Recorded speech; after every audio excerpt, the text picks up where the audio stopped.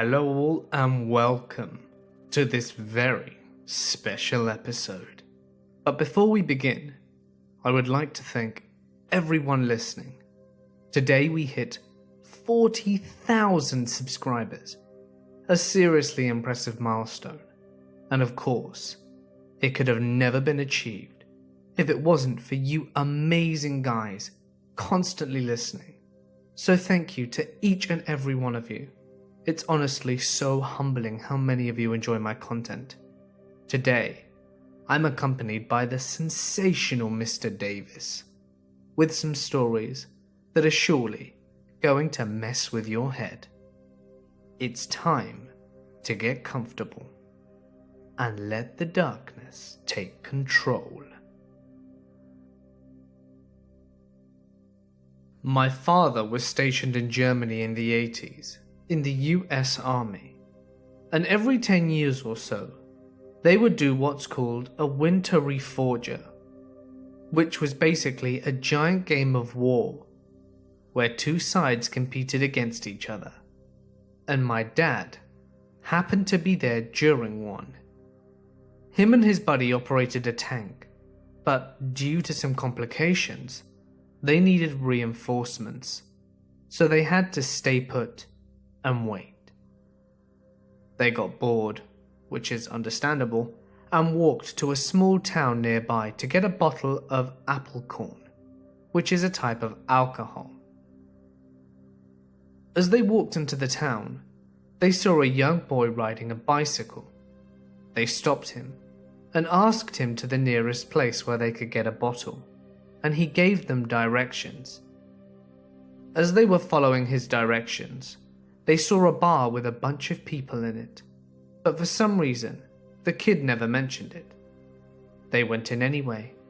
As soon as they walked in though, everyone stopped what they were doing and just started staring at my dad and his buddy.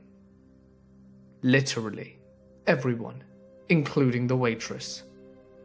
After about 5 seconds, everyone simultaneously started acting normally again, as if nothing ever happened.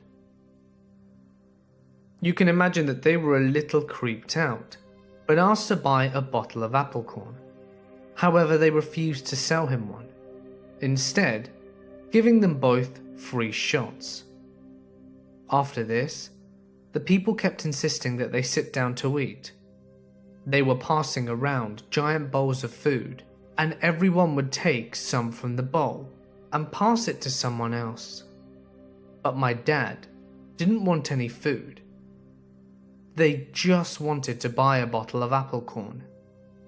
But they kept refusing, only offering shots and food. Finally, they got tired of it and left. As they were walking around looking for somewhere else to get the apple corn, they passed the young boy again and asked him about the bar and why they refused to sell the apple corn. The boy turns pale and stammers, You went to that place?" He immediately cycles away as fast as he possibly can. My buddy and my dad look at each other confused. Curious, they walk back to the bar to check it out again. But when they get there, the bar is completely empty. The lights are off, and they stare inside through the glass. The chairs are all upside down on the table, with cobwebs everywhere and dirt on the ground. The shelves behind the bar are completely empty, and are not stacked with alcohol. They check around the whole area to make sure it was the same place, and sure enough, it was the same bar, where only a few minutes before, it had been crowded with people. They then found another bar and bought some apple corn, and quickly got the hell out of there. To this day, my dad and his buddy swear on it, and it's the creepiest thing that they've ever witnessed. It was the early 2000s. It is 3 a.m. and my house phone starts ringing. The phone was on the other side of the room. I stand up on the bed and start heading over for the low dresser to answer it. and my wife gets up to get the phone as well. By this time, it's the third ring, and I remember thinking, crap, it's going to go to voicemail. The ringing stops. Then my cell phone starts ringing.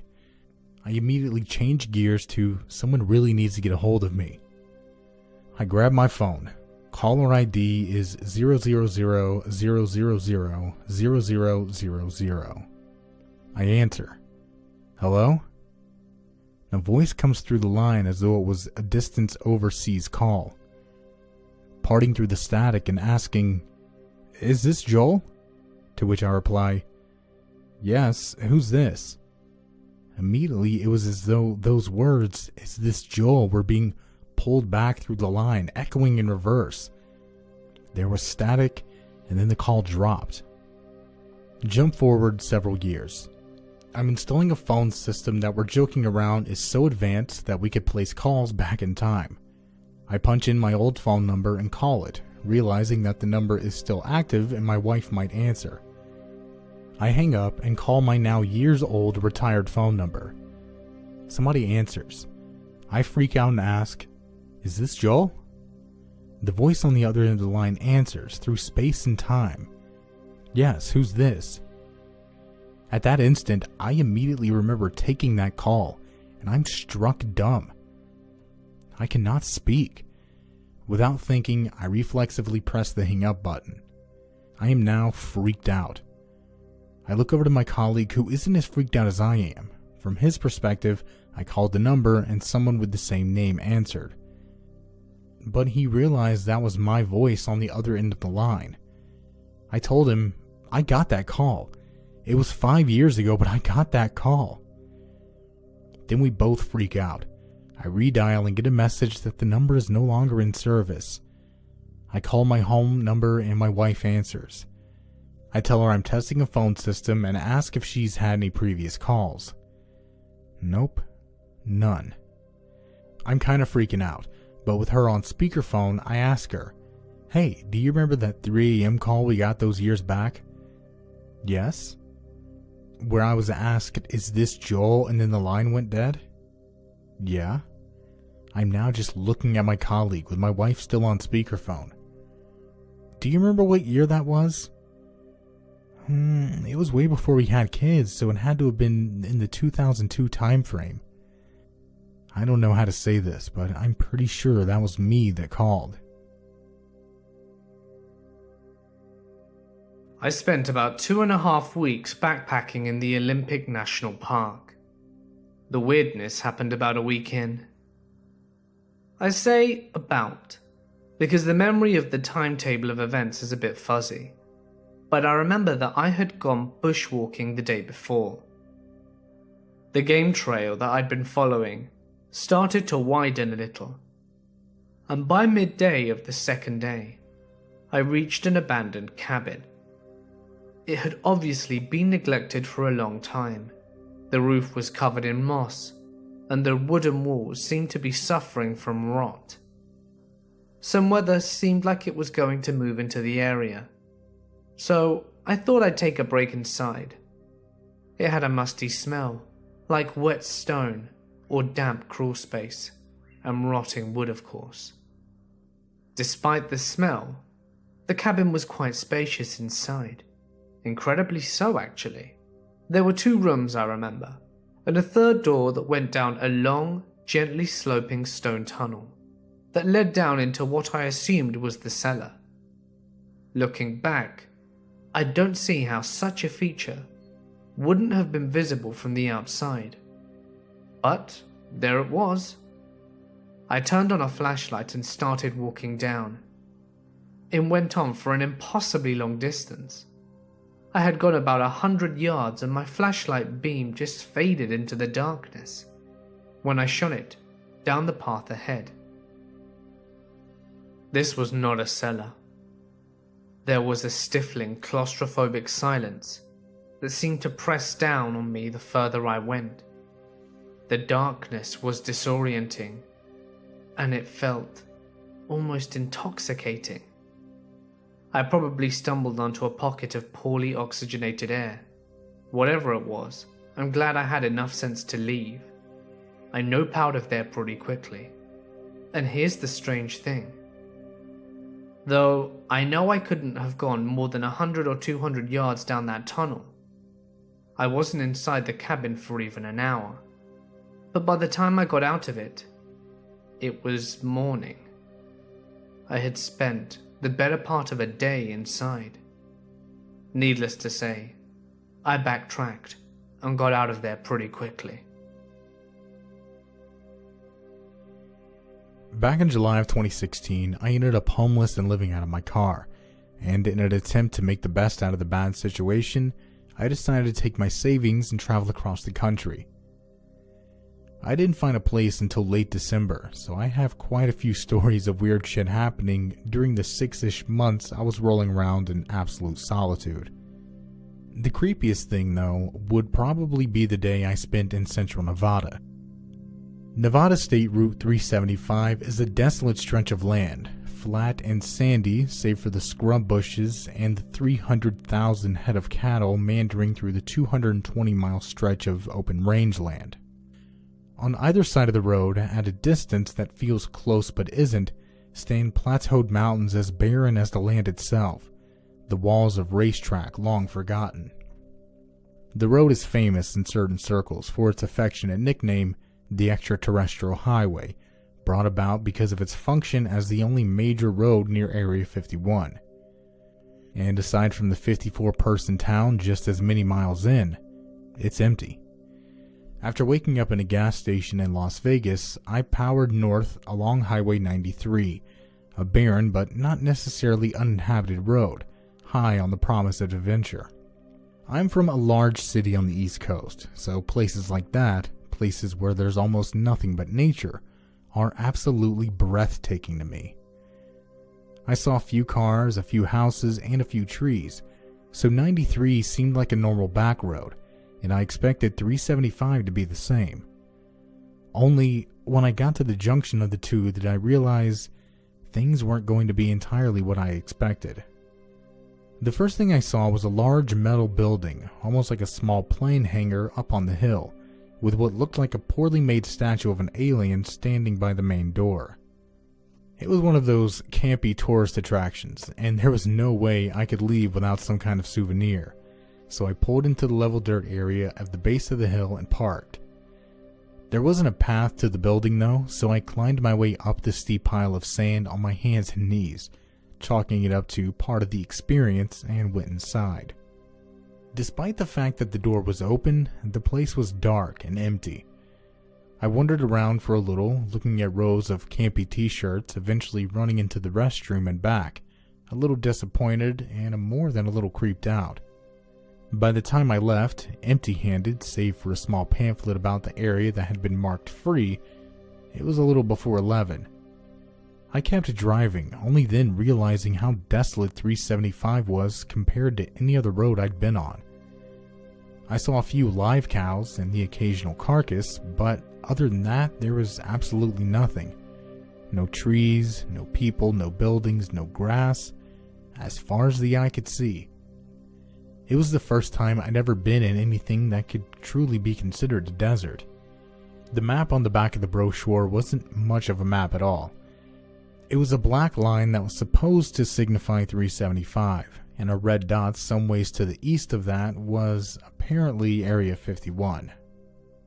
After about half an hour, I came to a spot that looked like a sandy turnaround on the side of the road with a bent stop sign facing out randomly into the desert. I figured this had to be it. So, against all better judgment, I turned my silver VW sedan off the paved highway and drove. And drove and drove and drove. There were no signs, just me driving across the open desert towards something I wasn't even sure even actually existed. I realized then that I had no cell service and probably hadn't for quite some time. If I got a flat tire, ran out of gas, or got lost, I would have no way to call for help. But because I had come that far, I decided to just keep going. Some intermediate amount of time later, I came across a crumbling farmhouse, barn, wooden building, smack in the middle of nowhere, and decided at least that I was headed in the right direction. There was one sign, an ominous-looking wooden arrow painted bright neon green, the kind of color you usually associate with little green men, so I kept going.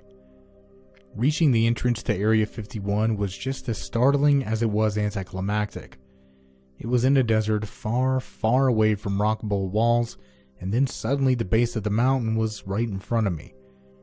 There was a barbed wire coil on the ground and a sign that said, Air Force property. No trespassing, no drones, no photography, or something like that right on the edge, with nothing discernible on the other side. Being the wild, rebellious kid I am, I took pictures anyway. This is where it starts to get kind of weird. I'd done what I could do, so I turned my car around and headed back to the direction I came. It was important to note that on my way to Area 51, I traveled in a straight line. And going back toward the main road, I also traveled in a straight line. Yet somehow, after another length of intermediate time, I never came across that farmhouse again. The panic started to set in because I couldn't see the road in the distance, and I couldn't see that crumbling building in any direction. So I drove faster than I probably should have across the rough desert. In an effort of keeping myself from getting a flat or losing control of the car, I turned on cruise control, but it kept cutting out for some reason, and my car would roll to a complete stop if I wasn't paying attention. I spent the better part of however long I was out there freaking the fuck out because I wasn't sure if I was going in the right direction. The sun hadn't seemed to move across the sky at all. I had no way to tell if I was going west or northwest or southwest or whatever. I never saw that building again. And when I finally made it back to 375, I was on a different portion of the road than the one I'd initially turned off of. No stop sign, no turnaround, just cracked pavement. I decided to keep going along 375 in hopes of finding that the town I knew was there and happened to glance at the clock in my car. I thought I'd been keeping track of how long I'd been in the desert, looking down every few seconds, and the lack of solar movement had me convinced I'd been on the main road for maybe an hour at most. Except it was nearly 3 o'clock. I had almost spent 4 hours searching for Area 51 and then making my way back, and had absolutely no idea that that much time had passed. The entire experience was surreal. I never actually found the town that was supposedly out there, just a bar where I stopped to fill up my gallon jugs of water. There were 3 people inside, no cars in the parking lot, and according to the bartender, no other buildings for 110 miles. I didn't bother fact-checking or asking about Rachel, Nevada. She told me that I'd die out there in the desert if I didn't have a tank full of gas, and that even if I did, I'd probably die anyway because the roads weren't maintained and the cattle had a tendency to collapse in the middle of the highway and rot there. A hazard. I thanked her and got in my car and turned the fuck around. By the time I hit Highway 93, I was driving well over 118 miles per hour, convinced that there was something more to the overwhelming emptiness of this place, and that it would follow me back to the interstate. I still have so many questions about everything that happened that day. Why did I end up at a different part of the road than I'd started? How the hell did 4 hours pass without me noticing? Where did the people in the bar come from? Why was there a bar out there in the first place? What was that first metal building I'd came across, and why was it open but empty? It was an irrational, unfounded fear, likely born from the fact that, as a city girl, I've never been anywhere so desolate. But damn if that shit wasn't genuinely creepy as hell. A couple of weeks ago, my friend's dad told me a pretty bizarre story that scarred me for life. About 15 years ago, my friend's parents, Steve and Julie, were woken up at 1 a.m. by a very loud thud that rattled the house. Worried that one of the kids had fallen out of the bunk bed, Steve went downstairs to check on them. But all 3 kids were sound asleep and safe in their beds. Julie told Steve to check out the house in case of an intruder, so Steve checks the doors and windows before going outside to take a look. After 10 minutes of investigating the noise, Steve comes across nothing unusual and went back inside to go to bed. He found his wife absolutely worried sick and she demanded to know where the hell he had gone and what happened. Confused and tired, Steve told her that he found nothing, and he tried to calm her down, before Julie pointed out that it was now 4 a.m. and he had been missing for 3 hours. Julie had gone outside to check on him, and he was nowhere to be found and didn't respond to her calling his name. Unable to figure out what happened, they returned to bed and slept until Steve had to get up for work in a few hours. Steve owns a painting business, and a couple of hours after working on a house, he noticed that his eyes began to feel itchy. Then, his eyes started to burn, and after a couple of hours his eyes burnt so badly, he was holding his eyelids open as to not blink because it felt like his lids were sandpaper against his eyes. His employees rushed him to the hospital, and Steve was treated for second-degree flash burns on his eyes. He was told his burns were the equivalent of staring at welder torches without eye protection for an extended period of time. His eyes were treated, and he was lucky to have his vision fully restored. He is one of the most stand-up guys I know, and the way he told the story gave me the creeps. Dead serious, and no explanation for what happened. His wife was there too, and she was visibly upset when he was telling me that story. When I was in high school, I had a habit of taking power naps while everyone was having lunch. I'd curl up in a quiet part of the hallway, pull my jacket over my face, and sleep for maybe 15 minutes. This one time, I was startled out of sleep by a passing crowd of my fellow students.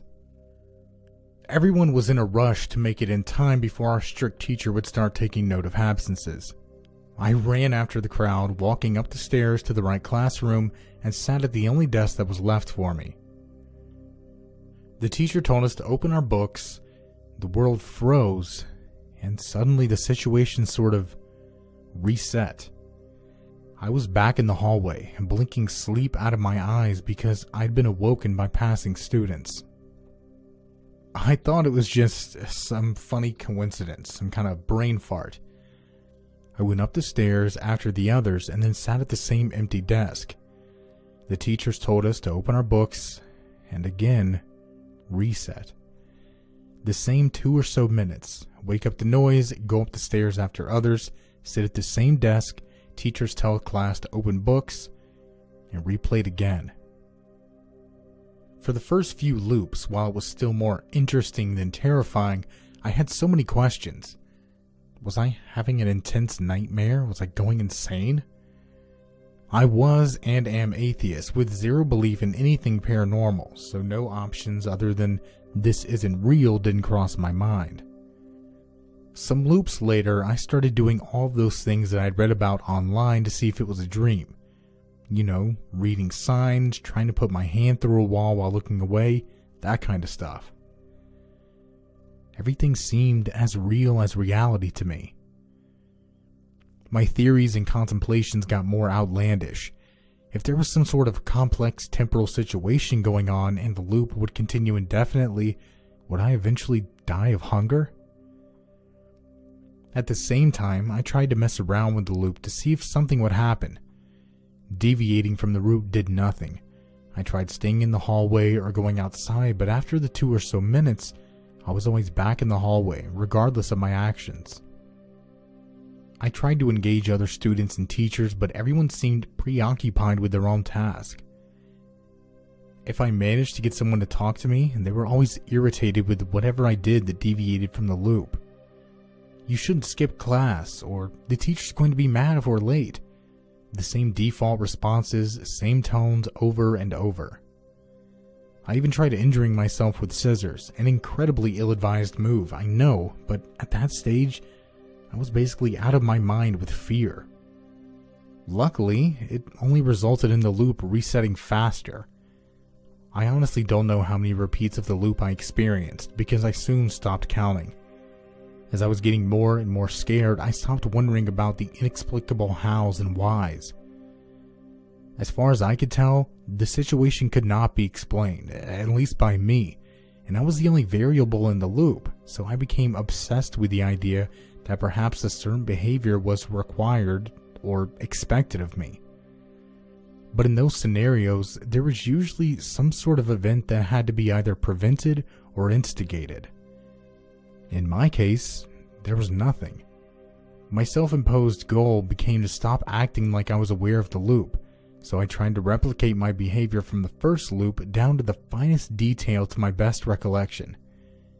It changed nothing, but I latched onto the idea of perfecting this routine because I had nothing else. Loop after loop after loop of the same thing. They all blur together in my memory. When you're scared of a fate potentially worse than death, it's incredibly easy to stop asking questions and just function on autopilot. The thing is, I'd have written the whole thing off as a dream if not for the very last loop. By then, I'd completely accepted my fate in some sort of limbo when the loop no longer reset. My teacher told the class to open our books, and where I'd usually woken up, in the hallway again, the world hung, I guess. I don't know how else to describe it. Time seemed to pause for less than a second, just like you might experience in a game when you quick save, and then the teacher went on with the lesson of the day. And life went on. In college, I frequented a trail in the Appalachian Mountains near my college. Each time I would trek further and further, and I never saw anyone else on it, no matter how good the weather was. So I always just saw it as my own personal trail. For a while, I would walk to a large stream and turn back since it was wide and deep, and I didn't want to get my boots soaking wet. But one day, I was determined to cross the stream, so I moved several planks of sturdy dead tree to make a makeshift bridge. I crossed to the other side, and everything felt subtly different. The air was different, the sky was brighter, and surprisingly the trail on the other side was better maintained than the part I had come from. As I kept walking, I was noticing a lot of old soda cans lying around, the ones that are more perfectly cylindrical, and wasn't seeing any of the modern day soda can designs. I passed an old cabin. It looked occupied, so I didn't bother investigating it on my way along. I kept walking until I got to a wider stream. I wouldn't be able to make a bridge to cross it, so I turned around and headed back. I distinctly remember the sky turning overcast within a matter of minutes. I couldn't clearly see the sky, since the trees blocked a lot of my view. I had just assumed a cloud had passed across the sun, but when I got a better look, the sky was completely different. It felt like I was walking along a completely different trail. This is the craziest part. I was following my steps back, and I look over to see where the cabin had been, to find nothing but the remains of the cabin. All that was left was the stone chimney. I had walked by the cabin an hour ago, and there weren't any ashes, no smoke, and there was a thick layer of leaves fallen, and some litter, modern day litter, like beer bottles and cans with modern logos. I was dumbfounded, and explored the cabin's remains for a good hour until it started to drizzle. I walked back along the trail. The old soda cans were gone, and the bridge that I had built was gone. I couldn't see the logs further down the stream, and the rest of the trail was just as I had remembered it. I walked the last mile or so of the trail in darkness and rain, guided by my phone, which would never get reception up in the mountains. So, that's my weird time-traveling story. I made a point of wanting to go back to my college town so that I could revisit the trail and see what was on the other side of the big stream. If anyone lives nearby, the coordinates to the trailhead are available in the description. You can park in the rest stop. When I was younger, most likely 6 or 7 years old, I can distinctly remember playing with a few of the older children in my neighborhood, doing things like drawing with chalk and playing tag, simple games that we played in our cul-de-sac. The little boy and girl I played with I can still remember in detail. The boy's name was Randy, and the girl we called Lily. Randy was light-skinned and had dark hair, while Lily had bright red hair and darker skin. I was dark-skinned and dark-haired. Physical attributes aside, both of them were very boisterous, and we all loved to run around and play until the sun set, and my mom called me in, and then the both of them would run back to their houses until the next time we were out to play. It was a sweet little friendship, and it was pretty normal, except for a few things. When we would draw with chalk, both Randy and Lily's favorite things to draw were these little symbols with random words after them. I now realize that those symbols were very close to some symbols I'd seen, but for the life of me could not remember where, and I can remember some of the words they wrote having to do with terms that I still do not recognize. My mom would come outside with juice boxes sometimes while we were drawing, and laugh at my friend's cute made-up language, as she called it. One morning, I went out to play with my friends, only to find them sitting on the curb, sulking. When I asked them why they were sad, they simply told me that they had to leave because, and I quote, "We've got to go back to 2137. I asked where that was, and they said it was later. They told me to sit right there and wait a minute so they could bring me something to remember them by. I did what they told me, and soon enough they had returned, bearing what I've chalked up to one of the strangest gifts I have been given to date. They were a little rainbow hairbrush that sparkled, a small unmarked tube of what I was informed was lotion, and a small box that looked like it was carved out of a gem. They handed me my gifts, which I promptly tried out, brushing my hair and using some of the lotion on my wrist so they knew I wasn't going to just throw them aside, and hugged me before running back to their respective homes.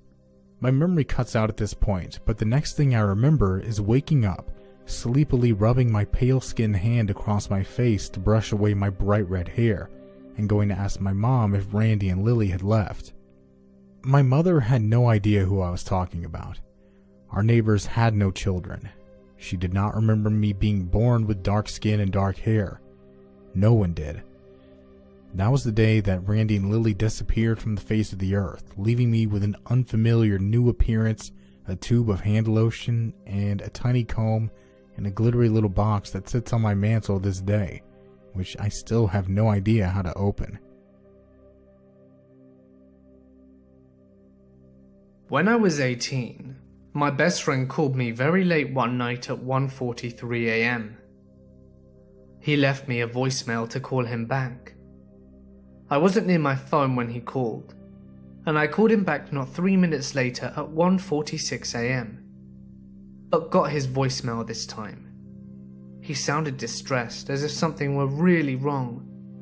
I was concerned, but went back to bed anyway. The next morning, I was at work and sitting in the middle of a staff meeting when I felt as if I were about to throw up. I went to the bathroom and started heaving my guts out.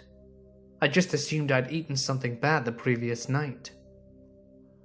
I was doing outside sales at the time, so I left to go to my next appointment. I was driving along and my phone rang. It was my best friend's girlfriend, and she was crying uncontrollably. I couldn't understand her, until finally she screamed, "John's dead." My best friend had been in a car accident the previous night and hit a semi-truck head-on whilst he was driving home. There are two things to this day that makes it hard to sleep every time I think about it. The first is that the paramedics pronounced him dead at 1:43 a.m, the exact same time of the missed call. The accident had to have happened at least 10 to 15 minutes before. I still have no explanation for it to this day. I grew up in the Arctic. In the town I lived in, as long as it was a clear night, it was an extremely normal occurrence to see all sorts of strange lights move across the sky. Keep in mind that winter is long in the Arctic, which means longer amounts of time being spent under the stars. It's quite beautiful as long as you don't mind the cold so much. Sometimes I would drive a snowmobile a few kilometers out of town, shut it down, and just lay in the snow, looking up at the majesty of it all. The only thing disturbing the silence being the occasional breeze. The northern lights are also a common occurrence. Doesn't happen every day, but often enough that they start to get ignored after a while, as long as they aren't too spectacular anyway. On one particular night, without asking my parents, it was their snowmobile, I decided to go out on one of my midnight drives out of town. I drove a few kilometers over the hill to find a spot devoid of light pollution from town, shut off the machine, and settled into a good spot to look up and be retrospective. It wasn't all that interesting a scene. A few satellites passed by here and there, some relatively boring activity from the magnetic field, etc. And then I started noticing a clicking noise. At first I thought it was the sound of the snow machine cooling down as engines expand and contracts a lot in the cold. But the source of the sound definitely wasn't coming from that direction. My next thought was that there must be an animal nearby, in which case I needed to get out of there fast. You don't really want to mess with a wild animal. But the clicking was far too regular for an animal to produce it. It was fairly mechanical sounding, and again, the source of the sound isn't coming from anywhere around me laterally. It was coming from up. So, naturally, I look up, determined to ascertain the origin of this strange noise. I see what I always see. Stars, northern lights, a lazy satellite coming across the sky. All normal stuff. But before I dismiss it altogether and begin heading home, I noticed something strange in the Aurora Borealis. There were 3 rather strong points of light. I ignored them at first, thinking they were oddly symmetrical stars, but this proved false. They were definitely getting brighter. I kept staring in morbid fascination as they grew stronger and stronger, yet still only remaining single points in the sky. All the while, the clicking noise is getting louder and louder, more pronounced, almost like starting with tapping a pin on a desk to clacking billiard balls together inside my head. And then it stops. The lights are gone, the clicking is not heard, and aside from being a little stiff, cold, and rather petrified, I'm fine. So I jump back on the snowmobile, thinking maybe I'm going crazy. The machine takes a little longer than usual to start up, and I'm beginning to worry, but soon it's running and I'm heading back to town. As I'm driving back, several plausible scenarios as to what occurred are running through my head. I'm thinking it could have been a helicopter from the mine, or some strange Northern Lights behavior, etc. Probably not that big of a deal. I pull up to my house. Lights are all dark. Strange, as it wasn't that late when I left. I open the outer doors as quietly as possible, remove the winter gear, and enter the inner door. The house is quiet. Really quiet. My parents are teachers and are usually up late marking or watching TV. All I'm thinking is I have to get to bed without anyone noticing. Proves to be easy as I'm soon under my covers. I set an alarm for the next day, and all of a sudden everything makes sense. The engine was hard to start, I was stiff, rather chilly, nobody up when I was gone what felt like a relatively short period of time. It was almost 11 p.m. when I left, and now it was creeping up on 6 a.m. I stood, staring at clicking lights for almost 7 hours. I never ended up sleeping that night and didn't go on late night snow machine rides anymore. Hey guys, it's Mort here, and thank you so much for listening. I've been holding on to this topic for a while. It's one of my favorite topics ever, so I needed a special occasion to release it.